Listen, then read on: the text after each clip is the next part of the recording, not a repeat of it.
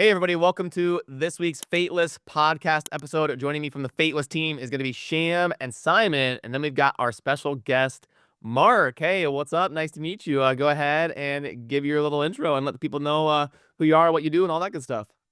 My name is Mark Anthony Austin. I am an animator slash filmmaker, and I have been fortunate enough to work with these guys on their latest game developments. So very cool. Yeah, very cool. We're doing the cinematic, and you've been helping with it, but I mean, I honestly, for those of you that don't know, you got to tell a little bit of your background, man. Like you can't come in and be like, oh yeah, I just anime. Well, just before you do though, like Okay. when we first met and we were doing our kind of like intros, it's like, oh, this is the crew that's going to be helping on the cinematic. And you started to give some of your background. I was just like, damn, who are we working with right now? This is absolutely insane. So yeah. Tell us a bit about what you've done. okay, well, I've been in the business for 35 years, and today, actually, 30 years ago today, December 6th, 1994, we shot the Boba Fett blue screen for a New Hope Special Edition, that Docking Bay 94 scene. Today, 30 years ago, exactly today. But so, like, I mean, so give us the full context here. Like how do you even come into that position? How did you get that? Okay, well, I was a huge ILM fan, huge Star Wars fan, huge Boba Fett fan. And I got fortunate enough to meet those guys giving a lecture in London about how they did the Jurassic Park special effects for the 1993 Jurassic Park. So my buddy actually went to the lecture, and he calls me up at 11 o'clock that night. He goes, guess what, Mark? I'm hanging out with the ILM guys, having drinks with the ILM guys. I said, that's great, Steve. That's great. He goes, no. They want animators. I said, Steve, I don't know the first thing about computers. I can't even work the second function on my pocket calculator. That's all a mystery to me. I don't know the first thing. They're never going to want me. No. They want guys that were ignorant of the computer. And I said, that makes no sense. But then he explained it. He said, well, traditionally they had technical guys learning animation, which takes years to perfect. I mean, I'm still learning animation. Every new scene you get is a new challenge. He said they wanted to do this experiment where they took animators and taught them the software in 3 weeks. Like much bigger turnaround. And they needed a team of animators for this movie Casper. So there weren't teams of there are now. Yeah. Animators now, computer animators, like, you got your pick. Back then, there wasn't. There was, who do you call? They didn't have anyone. So they decided to do this experiment, and they hired me. So that's how I got to ILM. It's a crazy intro to that. Yeah. I went to the hotel room with my showreel and portfolio. Obviously first. And they said, oh, you will love your stuff. What I showed them was Tetley tea bags commercials, Ribena commercials, because that's what I was doing in England. And the company I just was working for, they've been around for 30 years. They started with the Home Pride flower graders. Right. The black and white Home Pride flower graders and, Typhoon Gnu, Dunlop tires, all those commercials. They've been around 30 years. They closed the company. So I was recently redundant. I was out of a job for like 6 weeks. Then I got this phone call. So, of course, I went to the hotel room, showed them my stuff. And I thought that they, yeah, we like your stuff. Yeah, I've heard that before. Yeah. 2 weeks later, it was like December 16th or something. They said, could you start in 3 weeks? So that's how I got to ILM. Huge Boba Fett fan. My first day I turn up, I'm playing the pinball machine, the Jurassic Park pinball machine, for free. Like, no putting money in, for free. Let's go. And in walks in a person I met. It was my former boss's stepson. And I met him one time. His name's Guy Hudson. His name was Guy Hudson. He passed, but he walks in. This is on the Saturday before I start work. What are you doing here? What are you doing here? Because I work here. I didn't know you worked at ILM. Lucky you're that big Boba Fett fan. I could introduce you to the archives because it's off limits, but I know the guy that runs it. Okay. And that would be my dream come true. So I get to meet Don Bees. He runs the archives. So he was my in. When they needed guys for, they put out an email, who wants to be a stormtrooper? You can imagine how many replies they got. So he calls me and he goes, we got this 125 responses, I said, does that mean I'm not a stormtrooper? I'm too short, aren't I? He goes, Your aim's too straight. That's the problem. Yeah. he said, no, he goes, we had such a response, so we're thinking of doing a much bigger thing. We was going to have just stormtroopers come down the sides of the theater when we were showing all the license holders the new trailers. And Darth Vader was going to come out, we'd be honored if you join us for refreshments, whatever. But now we're going to recreate the cantina bar, and there's a certain character that you are interested in. I was like, oh my God, no. He goes, well, I can't make any promises because if you don't fit that flight suit that everything attaches to, then you can't do it. We're going to have to find you an equally cool other, like that exists in my universe. Right. So the next day I went down there, and him putting that zipping up that fly suit was like the Cinderella slipper moment for Star Wars fans. Well, you in training, getting ready. It's like, yeah. You're like, don't get too bulky, don't get thin up. So I can fit it no matter what. It was sucking the gut in. Yeah. I swear I heard angels singing when that zipper got to the top. So they said, while you're here, let's just make sure we have all the pieces. And they kitted me up like Iron Man. It was like the most awesome moment for me. Brilliant. I wanted to be a Boba Fett when I was 13. So this is 15 years after. And so I got to do this function. It was just a function at Lucas Ranch. And on the tail of that, they had another function. I was the guy that fit the suit, so I got called again. Brilliant. And on the tail of that, they needed someone for the blue screen shoot. So George Lucas went to Steve Williams, who was directing the blue screen shoot. He said, find someone to jump in the suit. He goes, I know it's the guy. I know the guy. I know the guy. So he came and found me at my desk. So I was working on Casper. Yeah. Working on my desk, working on Casper. He comes out, he goes, oh, have they told you, someone asked you about, told you about that blue screen shoot? I said, no. He goes, oh, then I didn't say anything. And he left. I was like, man. No, you can't do that. You can't hanging do that. like that. It took like another 3 days before I got the official email. Yeah. And then that's how it happened. That's amazing, everyone man. thinks I was, So cool. Everyone thinks I was working on A New Hope doing the animation, but I was working on Casper. 6 months later, they needed 2 animators for A New Hope special edition. And I thought, I'm never going to get it because I'm new. I'm never going to get it. Imagine how many people want to. Oh, yeah. It's like 125 offers. pinnacle of your career at that point. Like, yeah, man. So anyway, so then I got the call that I was the creature animator. John Knoll took all the spaceships, which I was really pissed about. Like, I did animate one X-wing or anything, but I did all the creatures, like except for Jabba. That was Steve Williams who directed the blue screen shoot. Yeah. I'm glad I didn't touch the Jabba because I didn't like the way it looked. I didn't think it looked like Jabba. I helped him with his lip sync, and that was about all. Talk to me about how that process looked though, like for actually animating the pieces that you animated. I'm sure it's changed so much. Like what was it like when you were doing it at that point? Back then there were no tools, there were no sims. So every rope, every rein, every rope that tethers the Rontos had to be hand animated on ones. So it's like doing stop motion. And I was trying to explain to the guys, I was trying to explain to George, this is when I actually got to work with George, which is like heaven. But I was trying to explain. So you met George directly? And Yeah. Oh, that's awesome. The theater. Yeah. Oh, buddies at this point. Yeah. That's cool. I was in heaven. But I was trying to explain to him, we have to approve the dewback before we can even think about finishing the Stormtrooper because one affects the other. I need you to buy off on and they couldn't. They kept changing stuff, and so that first shot where you see the dewbacks walk past always looks to me like stop motion because they didn't give me another day to work on the Stormtrooper. Right.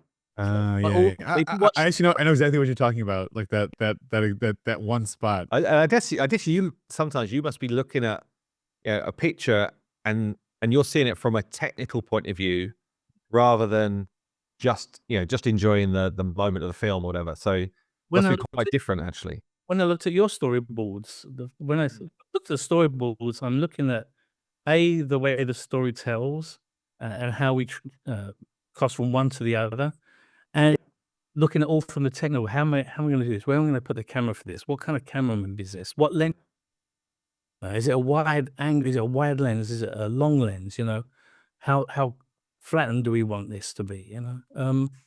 So I can't switch that brain off, which kind of Yeah, it's really interesting because obviously, like, I mean, I've watched a ton. You talk about cinematics. I've watched a ton of game cinematics where I just appreciate that they look really cool. That looked I don't know cool. if you've seen these type of videos, but I've watched a few YouTube videos where people are analyzing it. So it's more like someone in your type of role seeing it for the first time, and then they're like, oh yeah, they've done this kind of like shot from above to really sell the scene, but then they kind of come in to get this kind of like impact moment. And there's like a real close up of this cutesy girl, whatever. Like they're talking about the reasons for the shots rather than just kind of like letting it play through. Yeah. I actually love that stuff. And obviously, we were going through the same thing when we were talking about the different shots we were looking for our cinematic. And it was like, where do we get the most impact? We don't have that long. We're talking just over a minute really worth of action to try and get some story out as well. And it's like, how do we really get the best out of the shots that we're doing? It was, I mean, it still is. I'm still finishing man, it. I hope you such a guys are fun ready experience. for this too. It is. Yeah. Oh my god! Every time I see something come.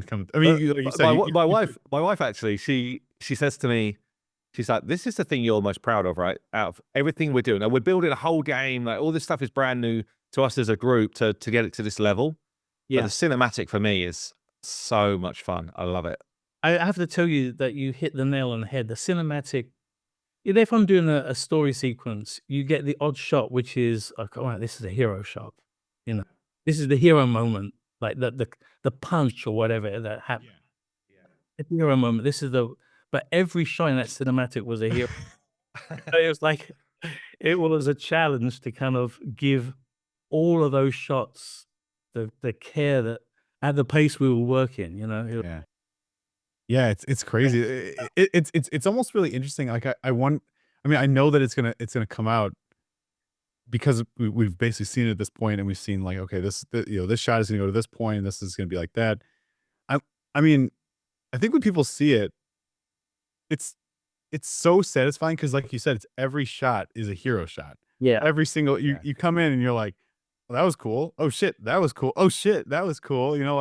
But there are some moments though which just they stand out above that. And so we see it obviously first when you're doing the animating, Mark. We see kind of like like bare bones visual without all of the kind of like real glossed up characters and stuff like that. It's literally just keyframes in the shots. Is everyone in the right place? Does it feel like it's animating right? And it's quite hard to really get the sense of what it will become. Yeah, you And, feel and even over the last week, we've seen the sort of fidelity of our main antagonist go from, I'd say like 80% done to 95% done. And you're like, wow, like the change is insane from the visual fidelity. Now I gotta jump in here because the viewers are gonna be wondering, when is Simon gonna leak something to us? I'm trying not to. We've had the song finished, so we worked with Serena Bell. She finished the track a few weeks ago, and even the very first version, I was like, damn, this track is amazing. Like, it's so good, and it fits what we're doing so well. And I just want to share it, like, but I know this is one of those ones we got. Don't instigate this, Brad. Yeah, this is one where we're like, lock this shit down. Like we need the impact to be 100% when people see it for the first time. Have you got a tentative release date that you can drop to? Oh, well, for the cinematic, it's going to be I mean, it's going to be part of our kind of marketing piece anyway, and we're hoping to have our kind of like closed beta of the game go out to the first tranche of players at the end of Q1 next year. So I'd imagine it's going to be mid Q1 to start kind of ramping it up. Maybe if I was well, I shouldn't say it. February. That's what I'm thinking. Yeah, but we don't know. We don't know for sure. I get in trouble when I start talking. So Dan, where are you at? Dan's punching air right now. Yeah, but I can't wait. Yeah, I mean, honestly. and it's not just actually not, it's not just Serena. I was talking to the guys who did the composition of the Sure, yeah, song as yeah. well. Um, oh God, I'm blanking. I don't want it's a French name. I'm going to say it wrong, but we're gonna do like a collab with them, and they're going to talk about kind of like their part of it. You guys get to see Yeah, all kinds of nice. behind the scenes. I mean, this whole thing was such a cool. It was such an. I mean, I've never done anything like this. No. Like the level is just different. It's just different what you have to deal with. I mean, Well, because and we could spend a full session talking about one shot. And that for me is just mind blowing. It's like you said earlier, Mark, around trying different lenses, different kind of angles of the different camera angles of the same shot. Or do we want the background to kind of like really sell, or do we want it to like diminish and really kind of like push the characters forward? There's so many things that have to go into any shot. That I found hard. I found hard working with without the background done. Normally, on previs that I work on, I'm given the full set background, all Okay. done, smoking buildings, whatever, in there, and I can compose a shot knowing what's in based the on seeing background what you're and gonna, yeah. and making that part of the composition. And this way around, it was a bare bones. That stuff was all going to come in later, so it's really hard. I was imagining what the final was going to look. It was hard selling it to you guys. Yeah. Watch it in those bare bones, Maya, ugly, Yeah, no. with gray and Yes. whatever. Yeah. Yeah. Yeah, I'm filling in the blanks, and I know it's a hard sell showing anyone else what it is with half of it, or the majority in my head. But we got. I mean, we're getting it. We got it. Like actually, so you're talking about previs. What other like previs stuff have you done? Like do you have some that you're really proud of that Oh, yeah. were really cool and fun? Yeah, I mean, half my career I've done since I jumped into CG. I've had 30 years, and so half of it's been final animation, which was Casper and New Hope, like we mentioned, and a lot of Disney, Yeah. like Chicken Little and Treasure Planet. Oh shit. Oh, Treasure Planet. That's a good film. Yeah, nice. Yeah, man. that's a good movie. I like Crazy that. Robot in that. Yeah. But I like that. that benefited from my Tetley Teabags days because they wanted it Ben to feel 2D to match the What were you doing at Tetley Teabag? Sorry, were you doing like the commercial stuff? yeah Yeah. so it's all 2D hand drawn animation. Yeah. It was Treasure Planet, but we had to make the CG character integrate with the 2D character. So we animated Ben like we would a 2D character. In other words, with 4-frame holds or 2 sometimes, not just fluid ones, which would make it look very CG. So, Yeah.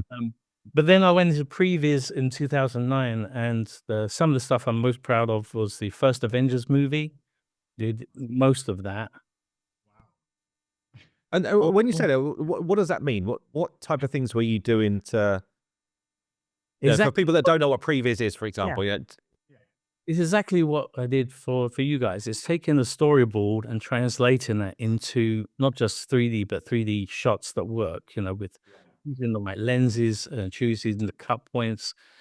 Usually I animate the whole scene out like a miniature film set, and then I place my cameras and get the coverage. So So cool. it's like filmmaking, but in a virtual world. Yeah. And how so like for a project like that, you're talking about Avengers, like the first Avengers. How long did you spend on that? How long did that take? A year, and Full then year, man. that was a year before they went to Albuquerque, and then I was working remote while they were in Albuquerque. I was in Los Angeles, and so probably in total about 14 months total. Yeah. But we were working on. I thought it was going to be there's usually a couple of sequences. Usually it's the most important sequence or the most expensive sequences. But on that movie, it was every other sequence. So Well, there's just so much CG that has to go into that type of movie. Yeah. Like, that's been it's my just career constant. because Casper was the first movie where the hero character was virtual. Yeah. It was the first time I ever did it. So I've always been in that how are we going to do it movie. So And for Avengers, did you feel like that was like did that feel like a pinnacle moment, or was it like, oh yeah, this is just like another day? I like talk me through that, 'cause I mean that's pretty crazy. Avengers is another awesome movie. that was the first movie that I got to supervise on. So when it broke all the box office, I was like, yes. Yeah, let's Yeah, go. But then the company I was working for, I thought, what's my next job I'm going to supervise? And they never gave me one. I'm like, what's going on? So I had to leave that company. So they like you finish up with this box office, complete flop with Avengers, and they're like, no, we don't want to give you another supervisor. What like? No, I was the head of animation, so I was overseeing all of the shows, but I wanted to, craft. So I went to NPC and I supervised the first Goosebumps movie. Okay. Shit, that's another good movie, man. This is crazy. Yeah.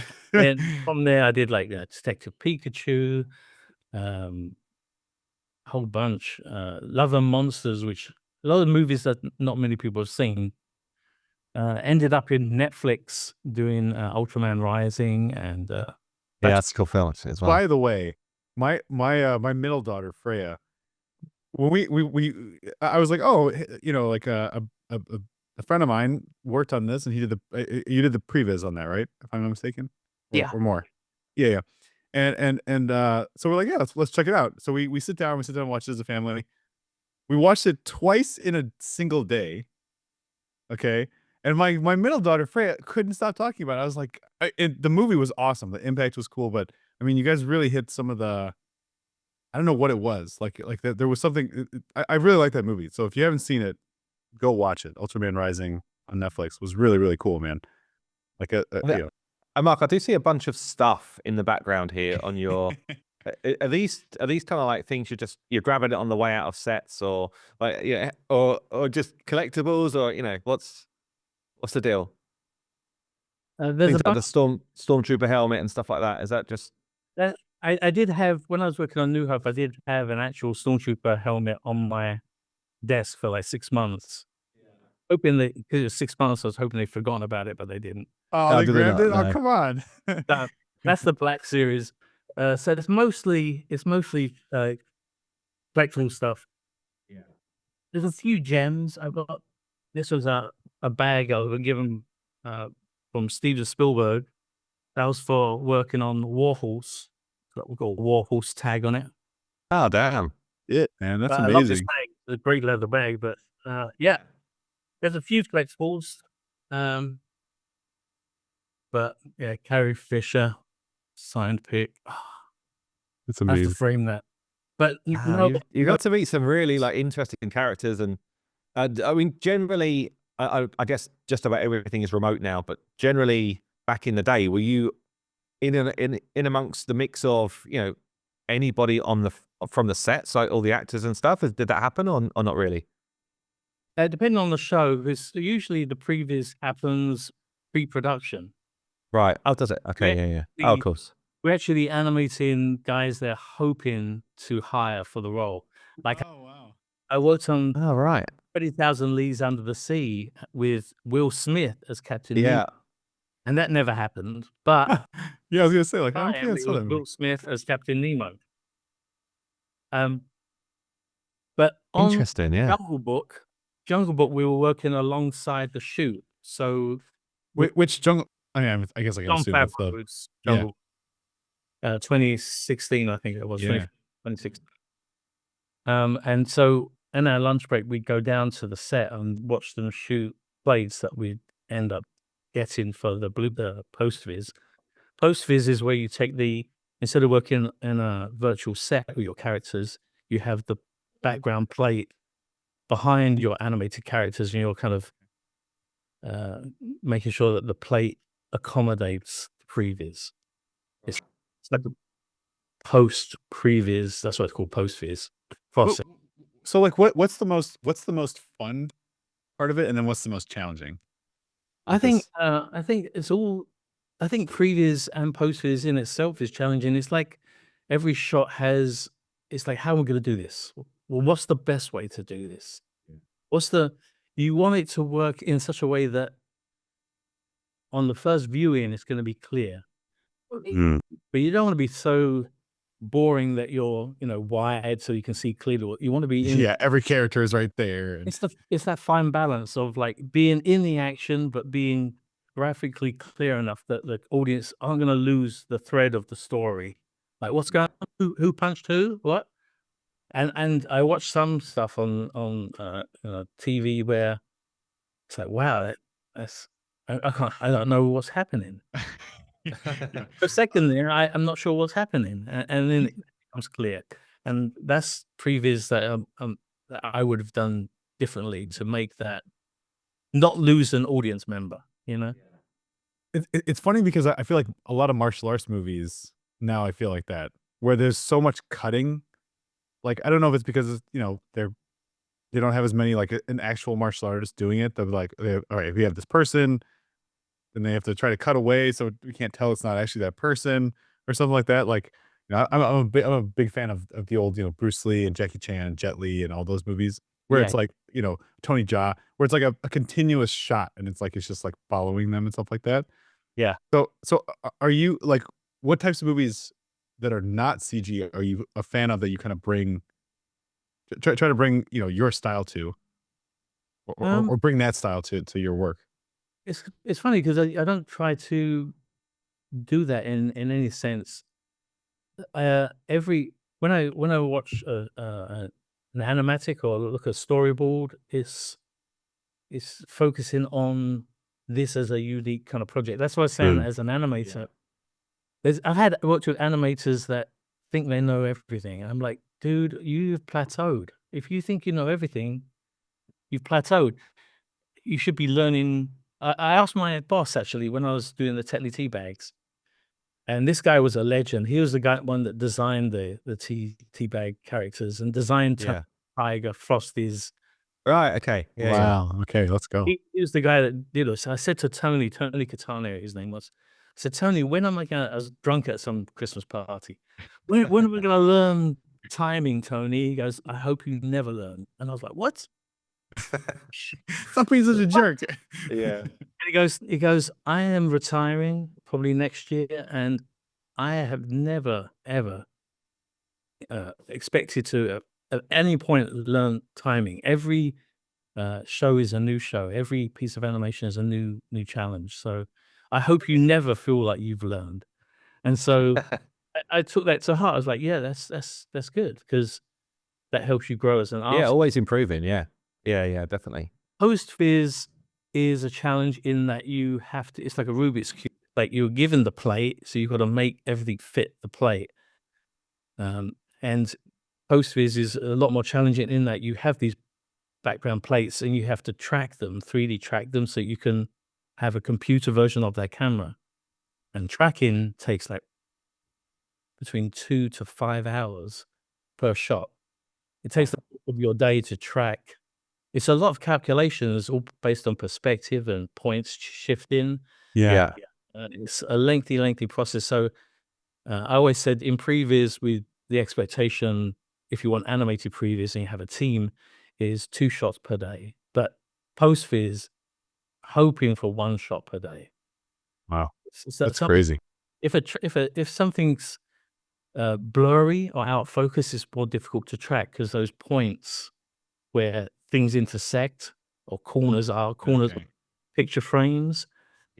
Focus is fuzzy, so it takes a lot longer to kind of make those calculations, and sometimes you have to kind of guide the animation through. Yeah. Have you? Obviously, we're working on a cinematic for our game. Have you worked on other game-based stuff? In your career, or is it mainly any ones that like the audience would know from recent past or anything? A long time ago, I worked on this game called Lichdom. I'm not sure if it ever came out. And we did the previs, and they liked the previs so much, they asked us if we could do the final as well. So we did the final. Oh, okay. So I guess it was made, but it couldn't have done very well. Yeah, I didn't know if it was something that came across, because I guess you treat it in the same way that you would treat film. Like, I guess it's basically the same thing. Yeah. Yeah.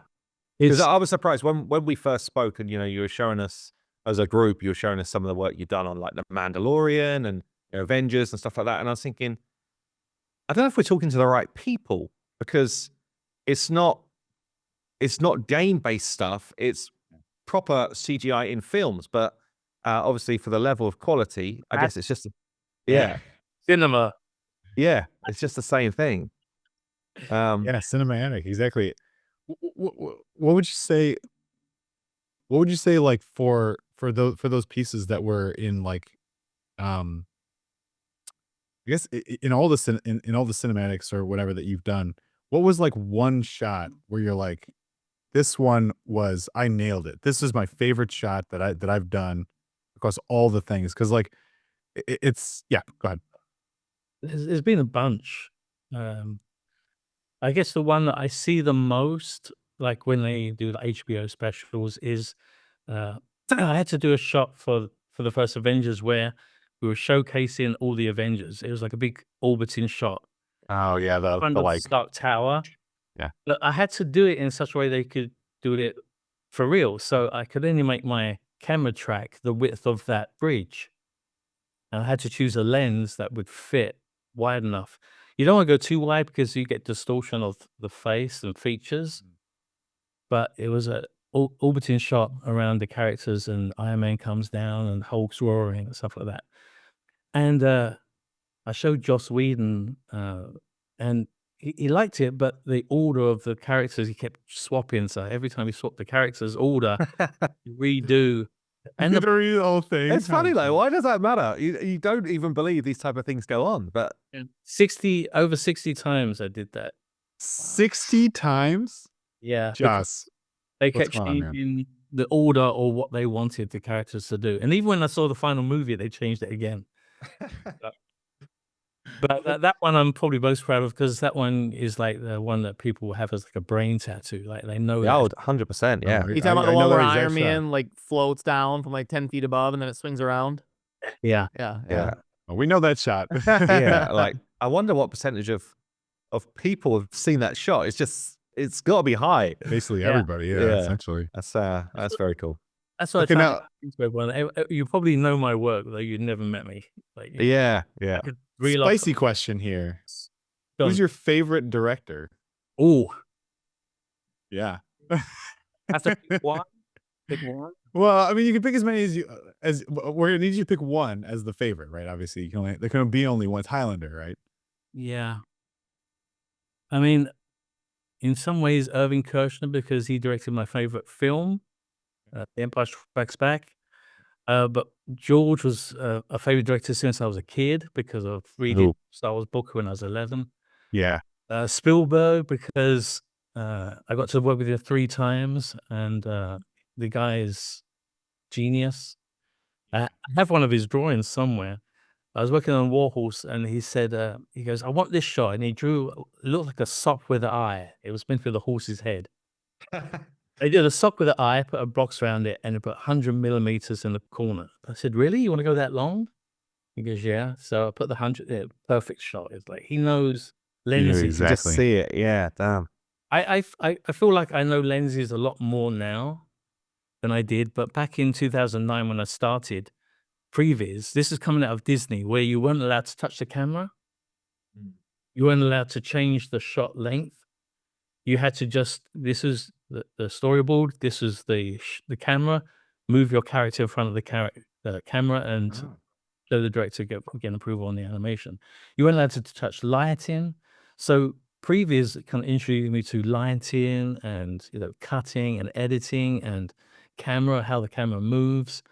And then I started looking at the Disney movies, and I really got frustrated with how locked off a lot of them were. Like, it's just a locked off camera. And I love having some life in the camera. I think I tried it in the stuff I did for you A guys. little bit of wiggle. Always yeah.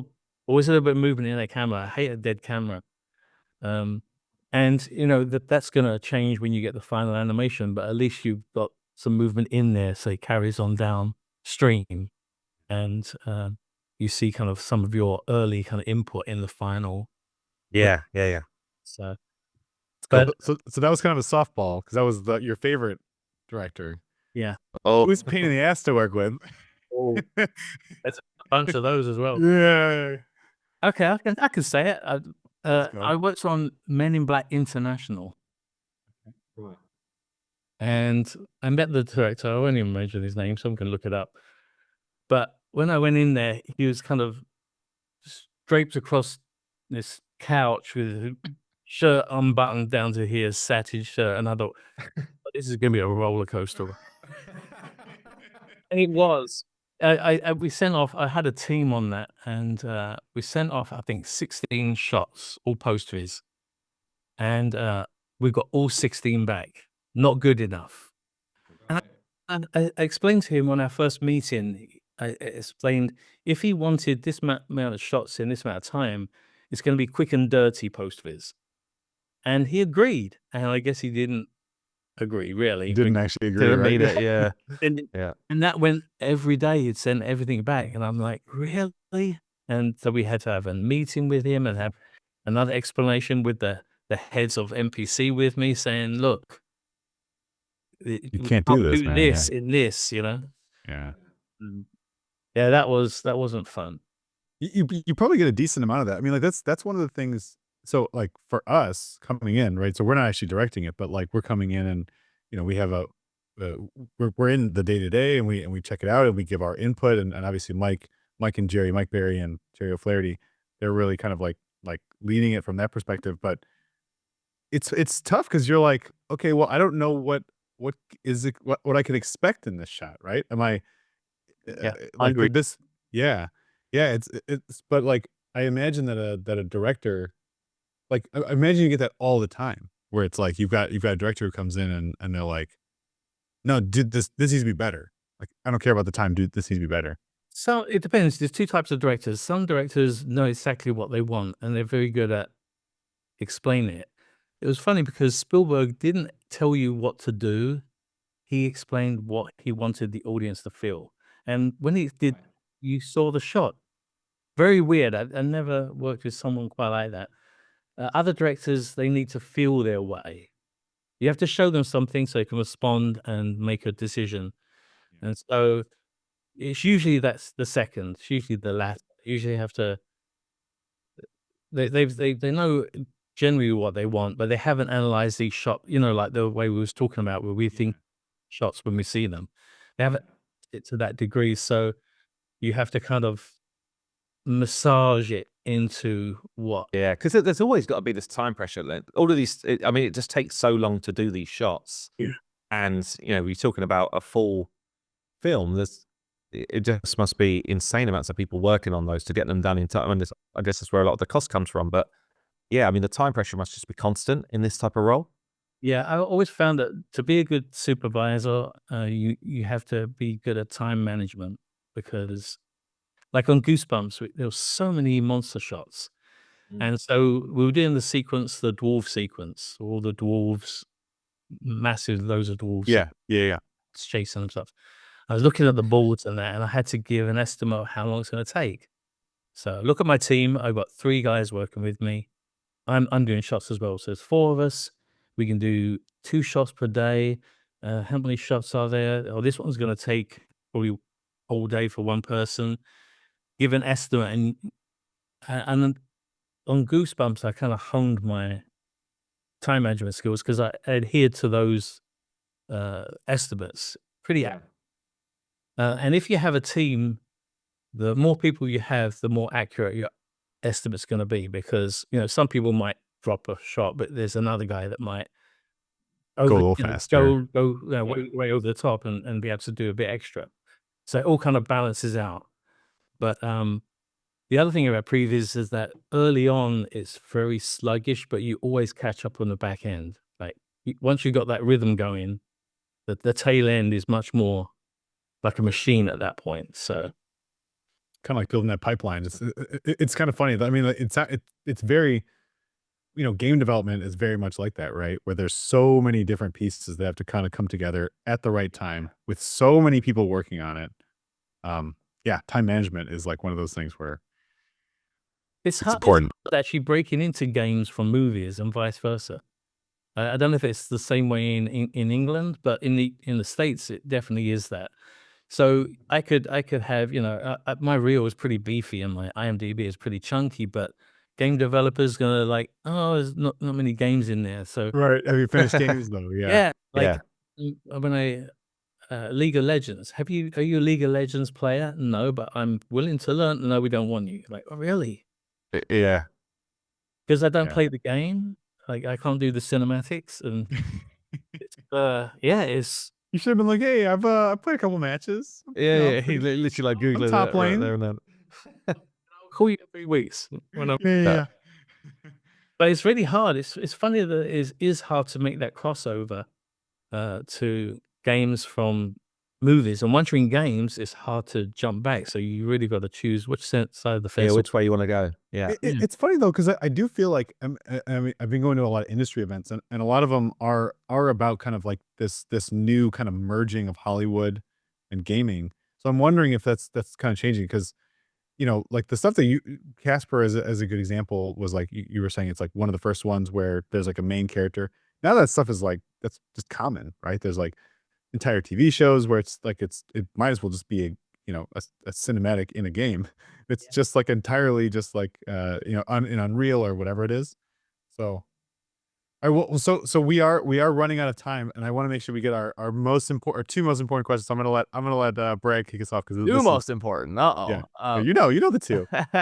Yeah, Mark. So one thing we like to get people's perspective on, just for like a gut feeling, is we're making kind of a medieval themed heroes and myths and legends. Is there something that stands out to you in terms of hey, it'd be really cool if this hero was in the game? Do you have like a favorite myth and legend? People have said things like Robin Hood or Achilles, things like that. First, a quick check in on how amazing Robin Hood would be as the champion, right? Top tier, right? Yeah, you would. Yeah, you would. Yes, let's go. I bet that might be our first.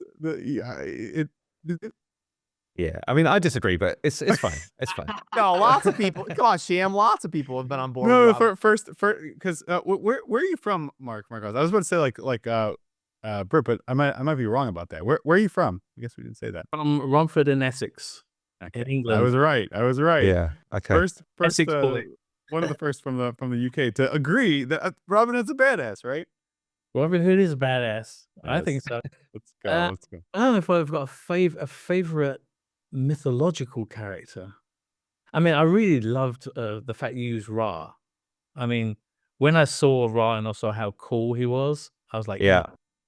Yeah. because Ra was like, it was up there. So I loved working on all the Ra shots. All the shots was amazing. I was really glad you had him in there.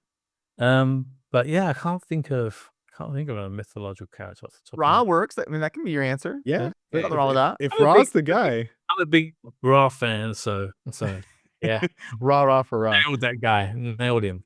Hey, awesome. Yeah. Awesome. Well, Mark, this has been great. Thanks for sharing all the stories and the insight. It's been great to meet you. So that'll do it for us on this episode. We'll have all the links down below if you'd like to join the Discord, the different avenues to communicate with us and share your insights and ideas for Godforge and all that good stuff. So on behalf of Sham and Simon, thanks for joining us. And Mark, great to meet you. Thanks for joining us. Appreciate you. And we'll see you soon in the next Fateless podcast episode. Cheers.